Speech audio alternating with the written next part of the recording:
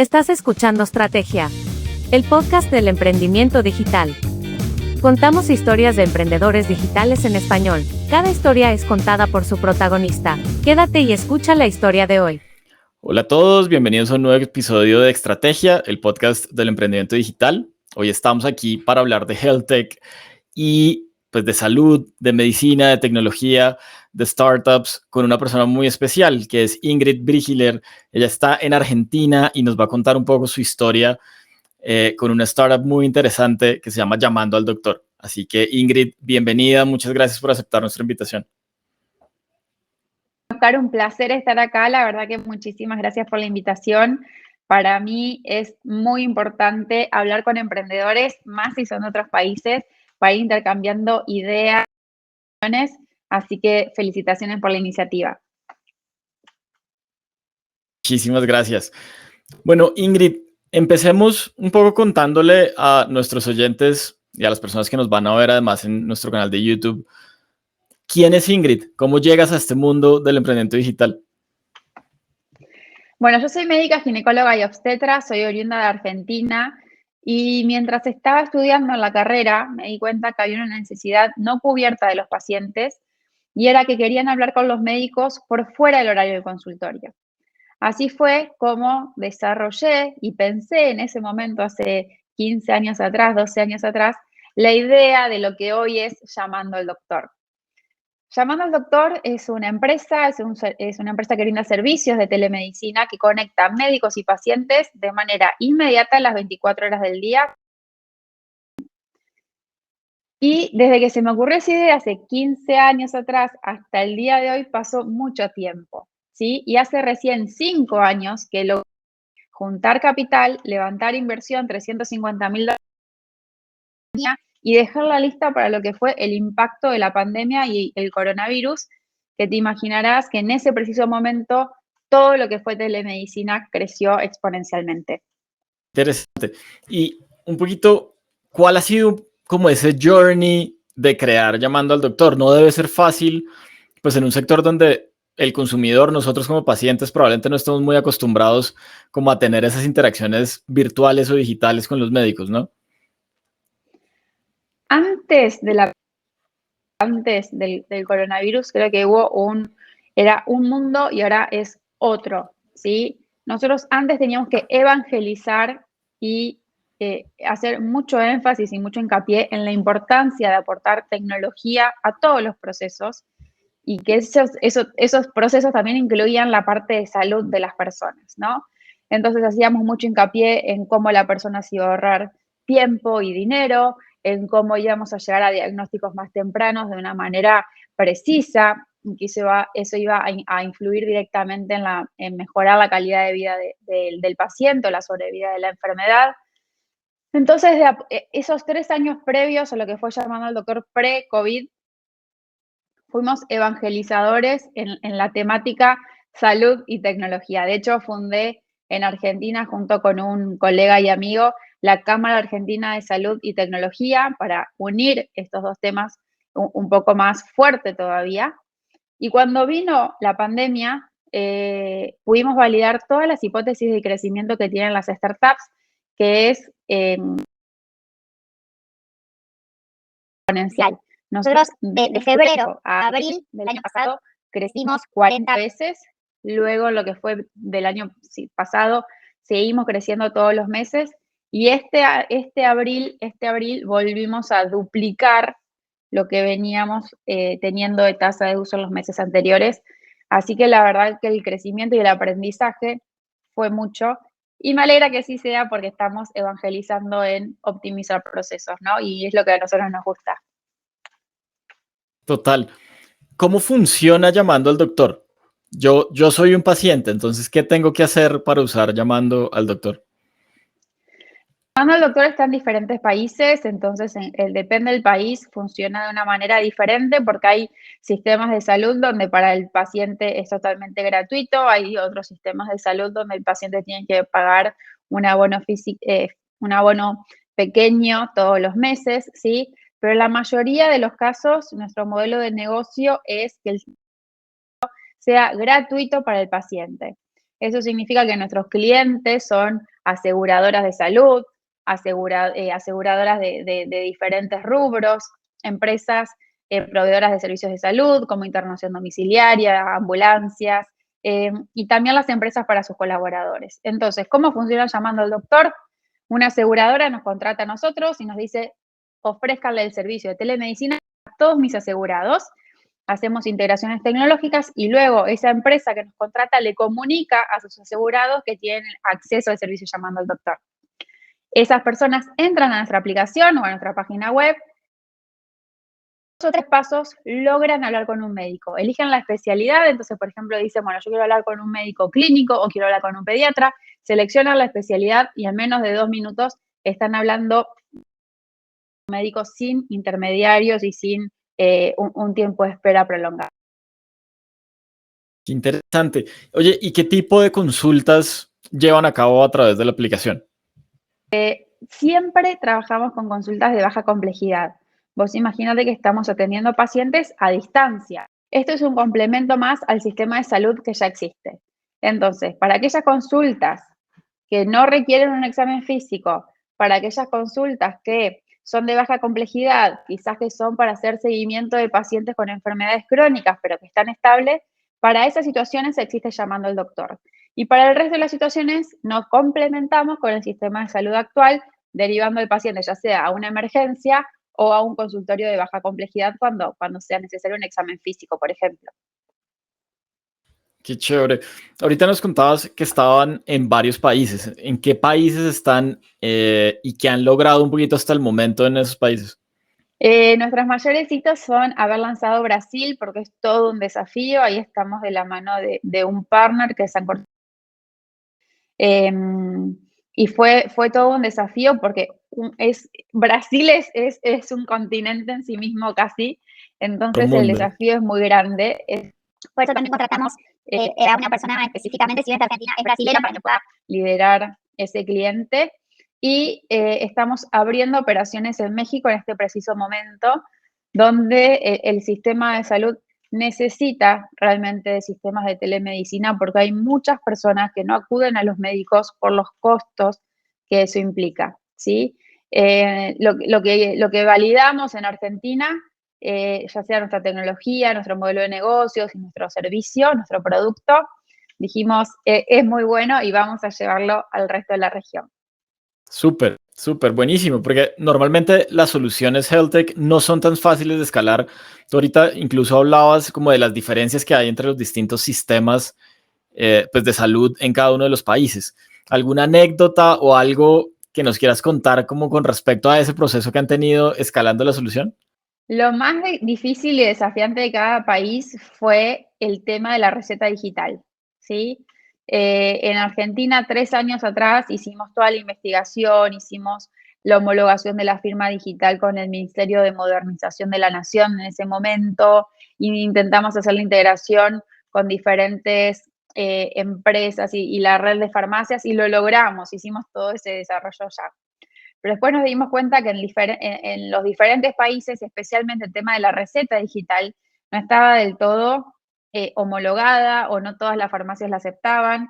Entonces, no solamente teníamos que conseguir médicos de esos países, lógicamente con la matrícula correspondiente, sino que teníamos que adaptar la receta digital que la habíamos desarrollado muy bien y con una tecnología muy sólida en Argentina para los diferentes países. Pero es lo que más nos gusta, ¿no? Aprender cosas nuevas, integrarnos con empresas nuevas o de diferentes maneras y poder adaptar nuestra tecnología para que más pacientes usen nuestro servicio. Nuestro propósito es democratizar el acceso a la salud y por eso vamos. Muy interesante y ojalá lo logren porque además es un sector que realmente lo necesita. Justamente mi siguiente pregunta iba a ser muy relacionada a cómo ves como el sector health tech en Argentina y en general en Latinoamérica, pues ya que han tenido la oportunidad de estar en otros países. En Argentina se logró un muy buen desarrollo de la industria y hay varios actores muy buenos. Tenemos nosotros, por un lado, competidores y después tenemos otros actores que complementan nosotros somos expertos en demanda espontánea y en telemedicina, pero hay otras compañías expertas en historia clínica digital, hay otras compañías expertas en delivery de medicamentos, que ahora te voy a contar también que acabo de lanzar una nueva startup que tiene que ver con esto de la entrega y la gestión de los medicamentos a domicilio. Entonces, hay muchos actores trabajando en diferentes áreas, ¿no? Y creo que el desafío, y por eso fundamos la Cámara Argentina de Salud y Tecnología, es poder unir a todos esos actores para crear un único journey del paciente que podamos abordarlo desde todas las aristas, ¿no? Y en cuanto a Latinoamérica, lo mismo, conozco a todos mis competidores y son colegas y amigos de la región. En Colombia tengo muy buenos amigos emprendedores y creo que estamos todavía en las etapas iniciales, ¿no? Del desarrollo de la industria. Entonces, hay mucho potencial. Es importante para mí, lo clave y lo fundamental en salud es encontrar el pagador y encontrar la motivación necesaria de las personas para consumir nuestros servicios, ¿no? Entonces, ese mejor fit o match creo que va a ser el ganador, aunque hay espacio para muchos en la industria, sin duda. Total. Hace poco conversaba con alguien de la industria que está en México, que hace rehabilitación física, pues digamos, utilizando unas tecnologías ahí especiales. Y nos contaba un poco como desde su visión, uno de los retos más grandes era el financiamiento de proyectos en health tech, porque él decía, oye, no es lo mismo financiar startups que uno puede ir a buscar product market fit mucho más rápido que cuando tienes que hacer investigación y desarrollo en un sector como la salud o la medicina. ¿Cómo fue ese proceso? Ustedes nos contaste que tuviste unas rondas de capital, de levantamiento de capital. ¿Cómo fue ese proceso? Nosotros levantamos $350.000 y lo fuimos a buscar como una startup más, ¿sí? Es distinto que aquellas startups que están trabajando en investigación y desarrollo de nuevos fármacos o de diferentes tecnologías biomédicas, ¿no? Para ese tipo de empresas hay toda una industria y hay aceleradoras y incubadoras e inversores especialistas en esas áreas que obviamente donde los tickets de inversión son mucho más grandes. Un ticket de 500.000, de $1.000.000. Es diferente por el tiempo que requiere también de desarrollo, de investigación y desarrollo. En mi caso, no fue fácil conseguir inversión. Creo que a todos los emprendedores nos lleva bastante tiempo desarrollar, especialmente cuando se trata de nuestras primeras startups, de nuestros primeros.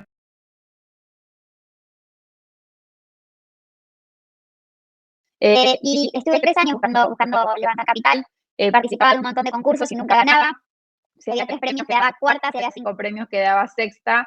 Y con esto quiero animar a todo el público a que no se dé por vencido. Obviamente en el medio pivoteé, cambié el modelo primero lo había orientado a un modelo B2C, luego lo convertí en 100% B2B, pero no fue sencillo. ¿Y cómo lo logré? Metiéndome en el mundo emprendedor. El mundo emprendedor parece algo abstracto, pero existe, ¿no? Existe. Entonces, yendo a todos los eventos que tengan que ver con emprendedores, escuchando y participando de los eventos que hagan los fondos de inversión, los líderes de tu industria o de tu país, escucharlos, ver qué hicieron al inicio, no sé, Marcos Galperín fue una gran inspiración para mí, es el fundador de Mercado Libre, es argentino, y yo me fijé con quién se rodeó, qué hizo sus primeros años, así que creo que eso es importante también que todos hagamos. Tal. ¿Cuáles han sido como esos retos más importantes en términos como de adopción de los usuarios con el producto que ustedes tienen en Llamando al Doctor? Fue complejo también, fue complejo porque esto es algo totalmente nuevo. Nosotros tenemos los médicos y los pacientes, ¿sí? Si bien los médicos son parte del staff de Llamando al Doctor, también son usuarios y también tenemos que escucharlos y conquistarlos y ofrecerles soluciones que le gusten y le simpaticen. Eso por un lado. Pero la mayoría y el grueso y por lo que nosotros velamos todos los días son nuestros usuarios pacientes, que para ellos también era algo nuevo. Era, bueno, ¿qué pasa? Ahora no lo veo más al médico presencial, sino que le estoy hablando a través de una videollamada y tenían sus preguntas, sus dudas, podré generar empatía con el médico del otro lado, podré generar una relación médico-paciente. Y lo bueno de todo esto es que una vez que usaban nuestro servicio, se quedaban muy contentos y fidelizábamos a ese paciente, y ese paciente nos ayudaba a correr la voz con todo su entorno, contándoles la buena experiencia que habían tenido con llamando al doctor, ¿no?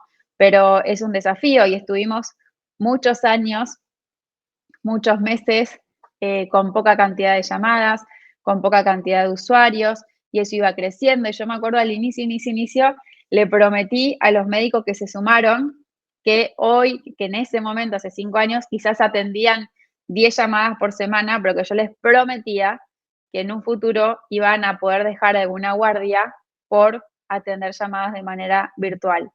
Y hoy, por suerte, muchos médicos dejaron esos trabajos que quizás no les satisfacían tanto, que no les eran tan redituables o que eran muy exigentes en cuanto a esto, ir de guardia en guardia o todas las noches de guardia, por trabajar en llamando al doctor, y eso me pone muy contenta y orgullosa. Eso es muy interesante. ¿Cuántos médicos tienes hoy en día trabajando en llamando al doctor? Nosotros tenemos registrados en nuestra plataforma más de 500 profesionales trabajando con nosotros.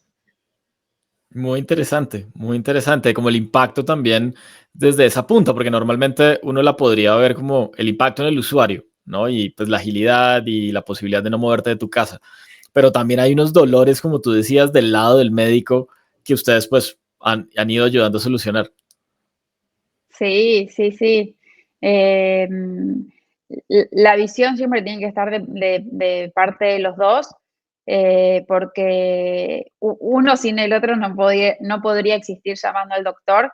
Entonces, los médicos, que son todos médicos de llamando al doctor, tienen que estar muy fidelizados, muy contentos y con un esquema y un criterio homogéneo para poder atender a todos los pacientes, que nosotros atendemos a pacientes de varios países, como te decía, y también de todo el país, ¿no? Entonces no es lo mismo el norte de un país que el sur, o el este y el oeste, hasta incluso dentro del mismo país cambian las culturas o las costumbres, y es importante que el médico las entienda. Total. ¿Están haciendo algo con datos? Normalmente estos modelos, digamos como de telemedicina y de health tech, pues tienen una posibilidad muy grande de utilizar los datos para bien sea optimizar procesos o incluso optimizar diagnósticos o anticipar algún tipo de cosas. ¿Están haciendo o tienen en el roadmap hacer algo con respecto a los datos? Los datos que tenemos es increíble. Vos imaginate que el año pasado atendimos 1 millón de consultas, o sea, 1 millón de consultas atendidas. La verdad que es gigante la cantidad de datos que tenemos. Hemos seguido por COVID a familias enteras hasta el diagnóstico Inicial hasta el momento del alta que tenemos es muy interesante. Hoy la estamos utilizando para optimizar nuestros algoritmos y nuestros procesos de distribución de las llamadas, ¿sí? Para siempre intentar minimizar el tiempo de espera del paciente y poder optimizar el tiempo que le lleva al médico atender la llamada, que sea todo automático, que sea todo manual. Vemos en qué momento el paciente se va, en qué momento queda disconforme. Pero nuestro siguiente paso es analizar la data más estadísticamente o más con una gran visión para poder, por ejemplo, entender de qué se están enfermando las personas hoy en día en Argentina o en México o en Brasil. Hace muy poquito publicamos un trabajo de investigación con el BID, que ellos están trabajando en la economía del comportamiento, y hicimos un caso de algunos pacientes usaban llamando al doctor y otros no, y cómo los que usaban llamando al doctor lograban una mejor calidad de vida al adquirir sanas costumbres y buenas costumbres de antes de hablar con un médico, ¿no? Entonces es la nueva revolución los datos y me encanta. Total. Y eso que dices es muy, muy interesante porque mucha gente no va al médico y eso es una realidad de nuestros países de Latinoamérica. Y tener la posibilidad de hacerlo desde su teléfono móvil, que hoy en día en casi todos los países la penetración de los smartphones pues es muy alta, pues es toda una revolución, como tú dices, en términos de realmente acceder a servicios de salud. Sin duda, y es importante, ¿no? Porque al final, los que trabajamos en la salud, lo único que tenemos que estar pensando es cómo hacemos para que más personas accedan al sistema de salud, no se queden por fuera, puedan llegar a diagnósticos tempranos de sus enfermedades. Vos pensás que hay personas que mueren de enfermedades que son 100% tratables o 100% prevenibles o evitables, ¿no? Entonces, eso a nosotros nos afecta muchísimo. Claro. ¿Cuáles crees que son las claves para poder consolidar un poco el sector o el ecosistema health tech en Latinoamérica?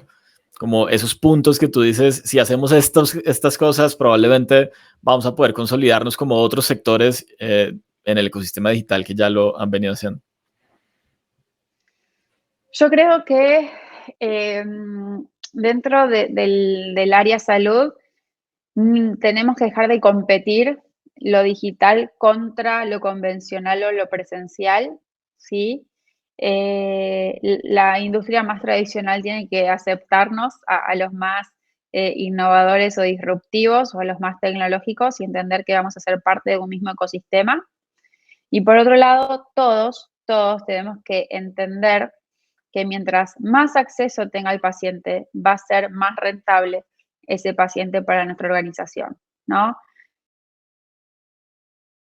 Recordad que nuestros clientes son aseguradoras.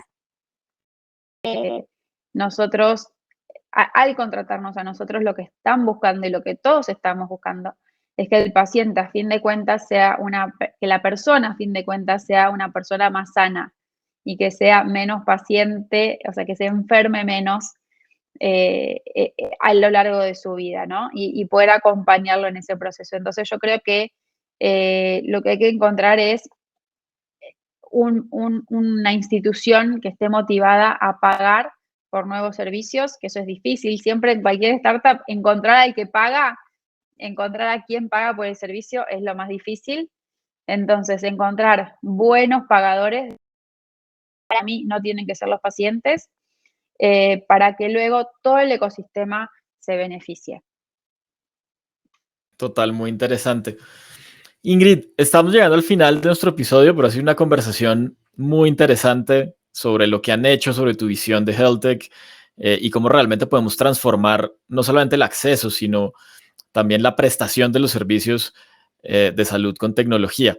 Pero para ir cerrando, ¿qué decirle un poco a emprendedores que están sacando adelante sus proyectos? Tú ya llevas unos buenos años trabajando en tu startup, nos contaste que iniciaste otra, entonces, digamos, ¿qué decirles? ¿Qué consejo darles? Bueno, la startup también surge de una necesidad que yo veía, que es que a las pacientes mujeres les cuesta mucho adquirir los métodos anticonceptivos todos los meses, ¿no? Y así desarrollamos que es el nuevo método para que las pacientes accedan a los anticonceptivos de manera fácil y digital a través de una suscripción mensual. Y el consejo para todos es siempre encontrar un problema a resolver, ¿sí? Y si yo, que soy médica, me pongo a resolver un problema de ingeniería civil, como es mi hermana, que es ingeniera civil, no me vaya tan bien en esa industria, ¿sí? Entonces, ¿qué problema tengo que resolver? El que yo conozco, el que a mí me duele, con el que yo ya trabajé, con el que yo ya interactué. Entonces, yo que soy médica, resuelvo problemas de médicos, de pacientes, de instituciones de la salud. Entonces, ¿qué problema queremos resolver? Y a veces me pasa que estoy hablando con emprendedores, algunos más jóvenes, o a veces hacemos juegos, ¿no? Donde tienen que armar su plan de negocios y tienen que crear una idea. También di clases en una universidad de tecnología sobre cómo ser emprendedor y trae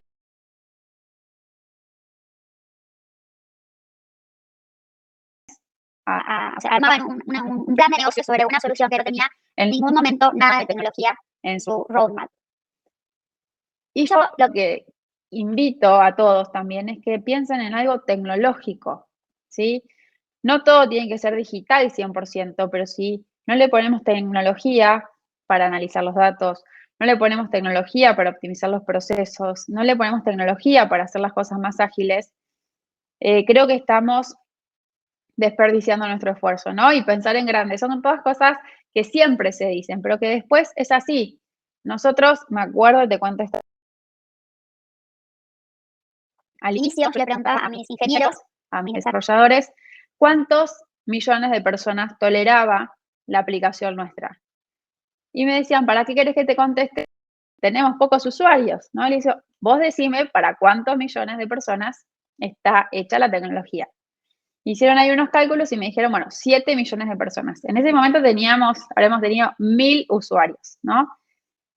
Pero nosotros armamos la tecnología sabiendo y proyectando nuestro crecimiento y nuestro crecimiento exponencial. Entonces, pensar en grande ya te permite sentar las bases para que cuando venga un pico de demanda, como fue en la cuarentena, que crecimos realmente exponencialmente, la tecnología lo soportó, no se rompió y todo funcionó bien, ¿no? Entonces, pensar en grande sin duda es algo fundamental.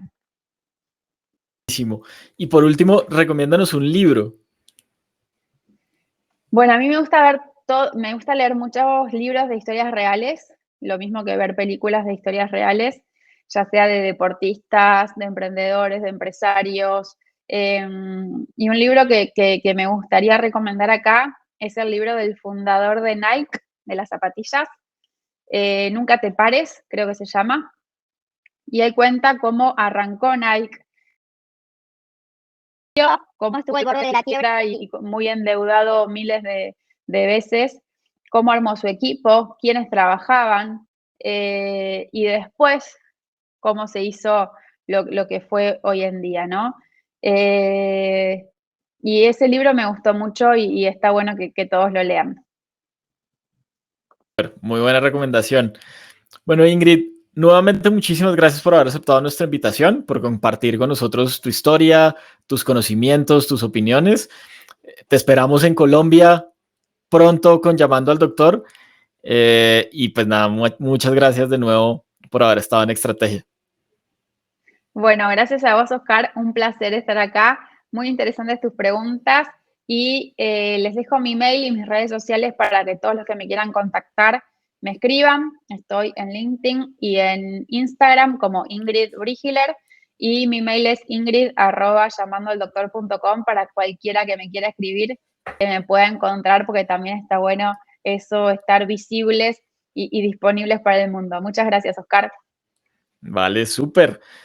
Bueno, y muchas gracias a todos por haber estado conectados hoy con Estrategia Talks. Les recuerdo que nos pueden encontrar en cualquiera de las plataformas de podcast y en YouTube también como numeral Estrategia Podcast. Así que muchísimas gracias y nos vemos en el siguiente episodio. Chao.